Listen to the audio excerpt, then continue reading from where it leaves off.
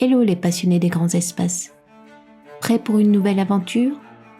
Aujourd'hui, je vous invite à découvrir l'une des régions les plus emblématiques d'Allemagne, la Forêt Noire. Quand on pense à la Forêt Noire, on imagine aussitôt de magnifiques forêts, des lacs, les célèbres coucous chez les grands-parents ou encore le gâteau au chocolat et à la cerise. Je vous parle d'un lieu qui mélange contes de fées, paysages incroyables et sucre à haute dose. Mais avant tout, bienvenue dans un monde où les sommets touchent le ciel et où la nature se déploie dans toute sa splendeur. Je suis Delphine, la créatrice du blog Rêver Montagne. Randonneur intrépide ou amoureux de la beauté sauvage, Rêver Montagne est le guide pour vous faire voyager. Abonnez-vous pour suivre mes aventures au cœur des montagnes. Soyez prêts, dès maintenant, à prendre de la hauteur. Située dans le sud-ouest de l'Allemagne, la Forêt Noire est un massif montagneux. Elle est recouverte à 60% de forêt. Je vous partage ici une escapade de 3 jours pour un concentré de nature, d'histoire et de panorama à couper le souffle. Pour le premier jour, le voyage débute par le château de Hohenzollern. À près de 900 mètres d'altitude, ce château domine le Jura Suabe, une chaîne de montagnes du sud-ouest de l'Allemagne. Perché sur un éperon rocheux, avec son allure de château de conte de fées, on s'attend presque à y croiser la Belle au bois dormant. Résidence de la famille royale prussienne et des princes de Hohenzollern, son intérieur renferme des trésors d'histoire, mais c'est surtout par temps clair, pour ces panoramas époustouflants, qu'il vaut vraiment le détour. En route à présent vers Triberg, la ville aux 1000 coucous. Cette petite ville est connue pour ses charmants coucous et sa cascade qui est la plus haute d'Allemagne. Ce village, prisé des touristes, invite à flâner dans ses rues bordées de boutiques de coucous.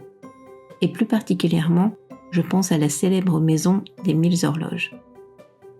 Sa façade est ornée d'un gigantesque coucou qui ne manque pas d'attirer l'attention. À l'intérieur, c'est un véritable concert sonore avec des coucous en action. Le premier modèle de coucou aurait été construit en 1730 par un bricoleur du nom de Franz Ketterer. Mais ce n'est qu'au XIXe siècle que le célèbre oiseau a commencé à chanter l'heure pour le plus grand bonheur de nos grands-parents et de quelques irréductibles passionnés.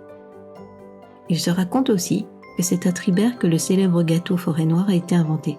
C'est l'occasion idéale de faire une petite pause gourmande sucrée.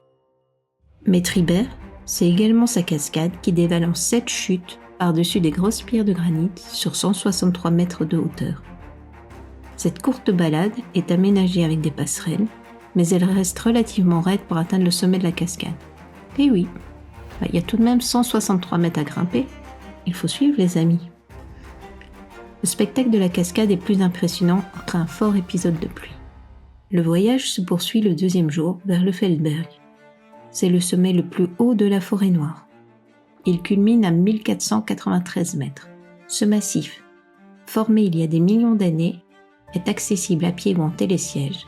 Il offre en toute saison des panoramas spectaculaires permettant de voir par temps clair jusqu'aux Alpes suisses et aux Vosges.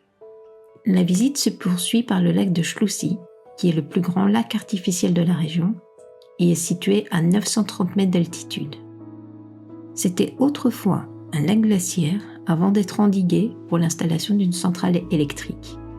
Pendant la Seconde Guerre mondiale, le lac fut camouflé par des blocs de tourbe pour protéger son barrage des bombardements, ce qui lui donne aujourd'hui une teinte particulière à ses eaux. Le tour du lac fait une distance de 18 km et est accessible aux familles grâce à des chemins aménagés. En suivant le fil des eaux, le lac de Titisee apparaît.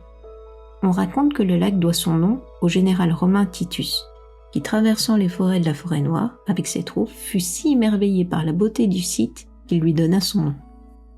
Titisee est le plus grand lac naturel de la Forêt Noire.